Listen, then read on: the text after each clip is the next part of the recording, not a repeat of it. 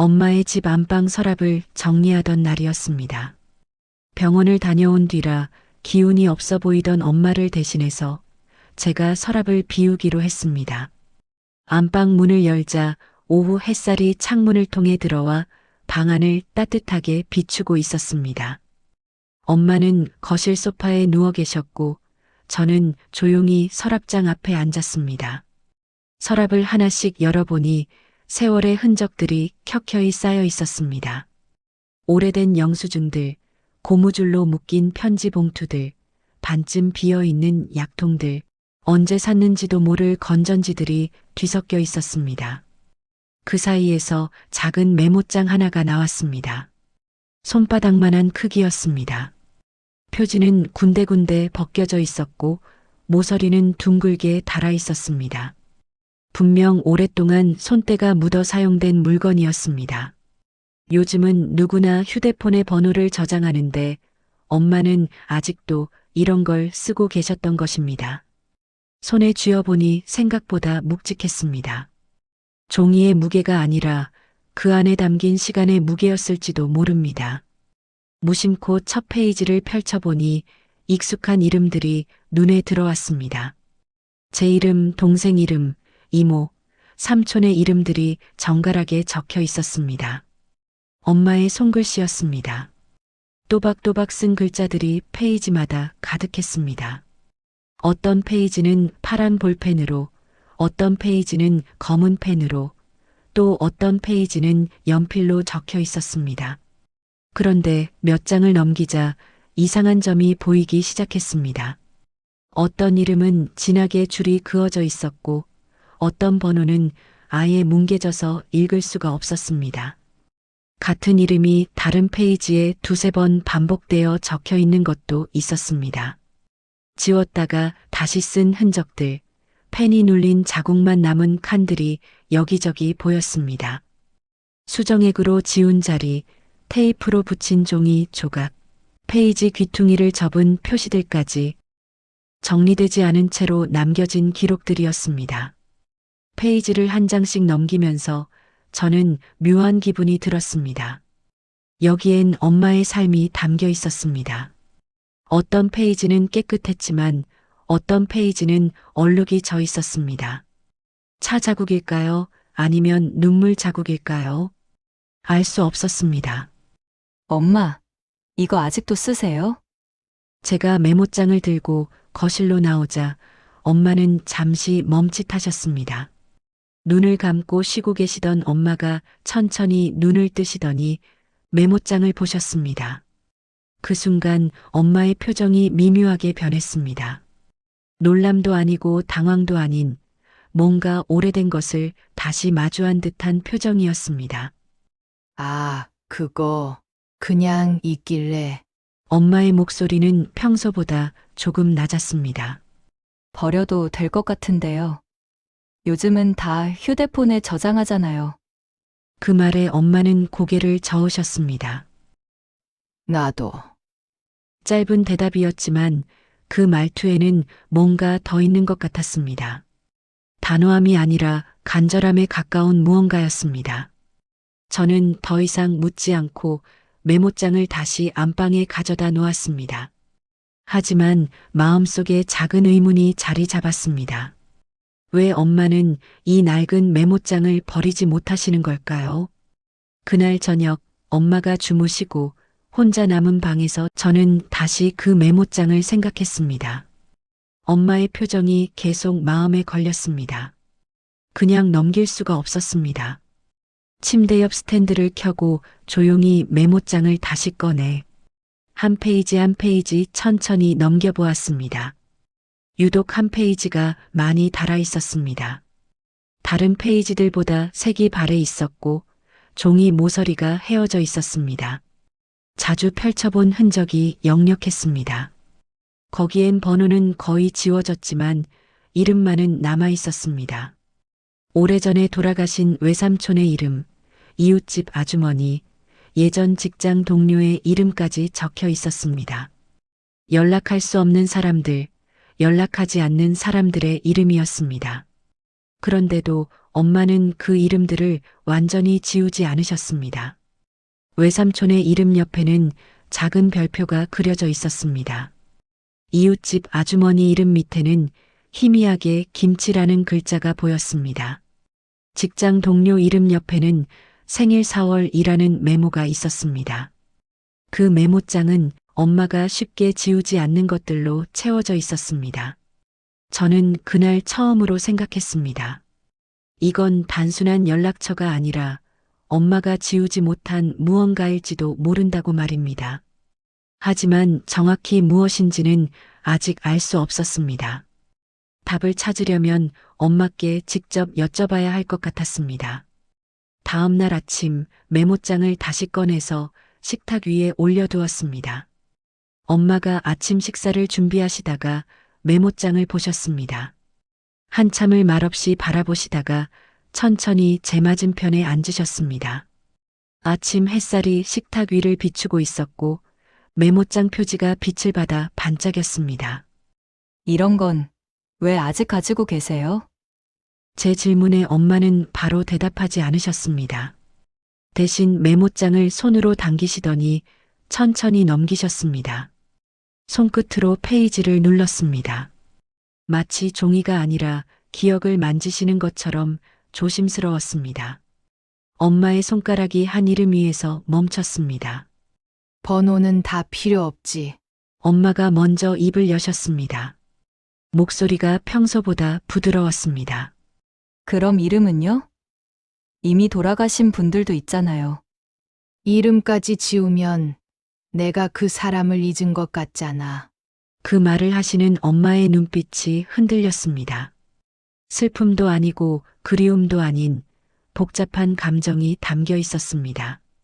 엄마는 천천히 말씀을 이어가셨습니다. 여기 이 사람, 외삼촌 있지. 내가 25에 처음 서울 올라왔을 때 집 구하는 거 도와주신 분이야. 이분은 네가 태어났을 때 산후조리원 돈 보태주신 이웃 아주머니고. 엄마는 한 명 한 명 이름을 짚으시며 이야기하셨습니다. 각각의 이름 뒤에는 이야기가 있었습니다. 도움을 받았던 순간들, 함께 웃었던 시간들, 서로를 의지했던 날들이 있었습니다. 엄마는 잠시 말을 멈추셨습니다. 창밖을 바라보시다가 다시 메모장으로 시선을 돌리셨습니다. 이분은 내가 첫 직장 다닐 때 만난 언니야. 연락을 끊은 사람도 있었고, 먼저 떠난 사람도 있었어. 바쁘다는 이유로, 사는 게 힘들다는 이유로, 다시 전화하지 못한 이름들이지. 엄마의 목소리에 후회가 묻어났습니다. 나중에 연락해야지 하다가, 그 나중이 오지 않은 경우도 많았어. 휴대폰에 저장하면 편한데 왜 굳이 이걸 쓰셨어요? 제 질문에 엄마는 잠시 웃으셨습니다. 쓸쓸한 미소였습니다. 휴대폰은 잃어버리면 연락도 못하고, 나는 아직 이런 게 더 편해. 글자가 눈에 바로 들어오니까. 그리고 엄마는 말을 멈추셨다가 다시 이었습니다. 손으로 쓰면 그 사람이 더 기억나거든. 이름을 쓰면서 그 사람 얼굴이 떠오르고 목소리가 들리는 것 같고, 휴대폰에는 그런 게 없어. 그냥 글자일 뿐이지. 그 말이 마음 깊이 남았습니다. 엄마는 언제부터 이런 메모장을 쓰셨어요? 21살 때부터 처음 혼자 살 때 샀어. 그때는 공중전화로 연락하던 시절이라 번호를 다 외울 수가 없었거든. 그래서 메모장에 적어 다녔지. 그게 습관이 돼서 지금까지 쓰고 있는 거야. 엄마는 메모장의 끝부분을 펼치셨습니다. 거기엔 가장 오래된 기록들이 있었습니다. 잉크가 발에서 거의 보이지 않는 이름들, 누렇게 변한 페이지들이었습니다. 40년이 넘는 시간이 그 안에 담겨 있었습니다. 지우지 않는 게 아니라 남겨두는 선택이었습니다. 엄마는 한 페이지를 가리키셨습니다. 거기엔 연필로 희미하게 적힌 제 이름이 있었습니다. 이미 휴대폰에 여러 번 저장된 이름인데도 메모장에는 여전히 남아 있었습니다. 제 이름 옆에는 여러 번 바뀐 전화번호들이 적혀 있었습니다. 어떤 번호는 줄이 그어져 있고 어떤 번호는 동그라미가 쳐져 있었습니다. 혹시라도 번호 바뀌면 다시 적어야 하니까. 엄마는 메모장을 다시 덮지 않으셨습니다. 손바닥으로 표지를 한 번 더 눌러보셨습니다. 하지만 여전히 궁금한 게 있었습니다. 이미 돌아가신 분들의 이름까지 남겨두시는 이유는 무엇일까요? 그분들에게 다시 전화할 수는 없는데 말입니다. 저는 조심스럽게 물어보았습니다. 엄마. 그런데 돌아가신 분들 이름은요? 외삼촌이나 이웃 아주머니 같은 분들 말이에요. 엄마는 한참을 말없이 메모장을 바라보셨습니다.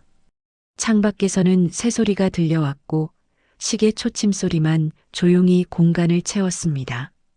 엄마는 천천히 입을 여셨습니다. 지우면 내 마음에서도 보내는 것 같더라. 번호는 필요 없지만 이름은 남겨두고 싶었어. 그 사람이 내 인생에 있었다는 걸, 내가 그 사람한테 도움을 받았다는 걸 잊고 싶지 않았거든. 그 말에 저는 아무 말도 할 수 없었습니다. 엄마에게 이 메모장은 그저 연락처 목록이 아니었습니다. 살아온 시간의 흔적이었고 마음을 나눴던 사람들의 기록이었습니다. 이 사람들 다 기억나세요? 제가 몇몇 이름을 가리키며 물었습니다. 엄마는 한 명 한 명 천천히 말씀하셨습니다. 이분은 내가 둘째 낳고 몸조리할 때 매일 미역국 끓여다 주셨어. 산후조리원 갈 형편이 안 됐는데 이분이 얼마나 도와주셨는지 몰라. 엄마는 잠시 숨을 고르셨습니다. 이분은 네 아빠가 아플 때 병원까지 태워주신 분이고, 엄마는 더 말하지 않으셨습니다. 하지만 그 침묵이 웬만한 설명보다 길게 남았습니다. 그 첫 직장 언니는 지금 어디 계세요?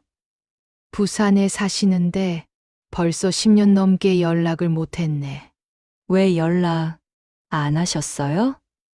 처음엔 바빠서, 그 다음엔 뭔가 연락하기 어색해서, 그러다 보니 시간이 이렇게 흘렀어. 엄마의 표정이 조금 어두워졌습니다. 그럼 지금이라도 연락해 보시지 그래요? 그래야 하는데 용기가 안 나. 엄마는 쓸쓸하게 웃으셨습니다. 세월이 흐르면서 관계는 멀어지고 연락하기는 더 어려워지는 법입니다. 하지만 이름은 여전히 메모장에 남아 있었습니다. 집으로 돌아오는 길에 저는 제 휴대폰 연락처를 열어보았습니다. 지하철 안에서 스크롤을 내리며 하나하나 확인했습니다. 더 이상 연락하지 않는 이름들, 의미 없이 저장된 번호들이 가득했습니다. 대학 동기, 예전 직장 동료, 동네 미용실, 수리기사, 언제 저장했는지도 모를 이름들이 수백 개 쌓여 있었습니다. 그리고 아무 생각 없이 지워버린 기록들도 떠올랐습니다. 이사 가면서 정리한다고 지운 이름들, 연락처 동기화하면서 사라진 번호들, 휴대폰 바꾸면서 백업하지 않은 데이터들. 엄마는 남기는 쪽을 선택하셨고 저는 늘 지우는 쪽에 더 익숙했습니다. 문득 고등학교 친구 하나가 떠올랐습니다. 졸업하고 한 번도 연락하지 않았던 친구였습니다. 제 휴대폰에는 이름만 남아 있었습니다. 번호가 바뀌었는지도 모르는 상태였습니다. 하지만 지우지는 못했습니다. 며칠 뒤 엄마에게 전화를 걸었습니다. 엄마, 그 메모장 버리지 마세요. 엄마는 아무 말 없이 웃으셨습니다. 전화기 너머로 부드러운 웃음소리가 들렸습니다. 그래, 그럼 됐다. 짧은 대답이었지만 그 안에는 많은 마음이 담겨 있었습니다. 엄마, 혹시 그 메모장에 제 이름 몇 번이나 적혀 있어요? 응, 한 4번. 네가 번호를 자꾸 바꿔서 고등학교 때부터 지금까지 다 있어. 다 놔두신 거예요? 옛날 번호도요? 응, 지우면 아깝잖아. 네가 그 번호 쓰던 시절이 있었는데. 그 말에 저는 가슴이 뭉클했습니다. 엄마, 이 이름은 왜 이렇게 많이 적어놨어요? 같은 사람인데 페이지가 4군데나 있네. 엄마가 메모장을 넘기시는 소리가 들렸습니다. 사람은 자주 바뀌거든. 번호도 바뀌고 사는 곳도 바뀌고 그럴 때마다 새로 적었지 뭐. 그럼 옛날 거는요? 그냥 놔뒀어. 어떤 시절에 어디 살았는지 그것도 기억이니까. 그날 이후로 저는 가끔 엄마의 메모장을 떠올립니다. 연락하지 않아도, 만나지 않아도 이름을 남겨두는 마음을 생각합니다. 엄마는 늘 말없이 그렇게 살아오셨습니다. 크게 표현하지도 설명하지도 않으셨지만 작은 메모장 하나에 사람을 남겨두는 방식으로 마음을 지켜오셨습니다. 엄마의 기록은 화려하지 않았습니다. 하지만 그 이름들 사이에는 설명하지 않아도 알 수 있는 마음이 남아 있었습니다. 그리고 그 메모장은 엄마가 평생 사람을 대했던 방식이었습니다. 요즘 저도 작은 수첩을 하나 샀습니다. 엄마처럼 손으로 이름을 적어보기 시작했습니다. 휴대폰에 저장된 이름을 하나씩 옮겨 적으면서 그 사람과의 기억을 떠올려 봅니다. 처음 만났던 날, 함께 웃었던 순간, 도움을 받았던 일들을 생각하며 천천히 글자를 씁니다. 손으로 쓰니 정말 달랐습니다. 이름 하나에도 시간이 따라 나왔습니다. 어느 날 저녁 엄마에게 전화를 걸었습니다. 엄마, 저도 수첩 하나 샀어요. 연락처 적으려고요. 그래.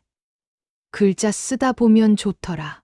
그 사람 생각하면서 쓰게 되거든. 네, 이제 알 것 같아요. 잃어버리지 마. 그게 또 오래 쓰다 보면 정이 들어. 엄마의 목소리가 따뜻했습니다. 혹시 여러분도 오래된 메모장이나 수첩을 가지고 계신가요? 거기에 적힌 이름들을 보면 어떤 생각이 드시나요? 이 이야기가 오늘 하루의 끝에 잠시 남아있기를 바랍니다. 편안한 밤 되세요.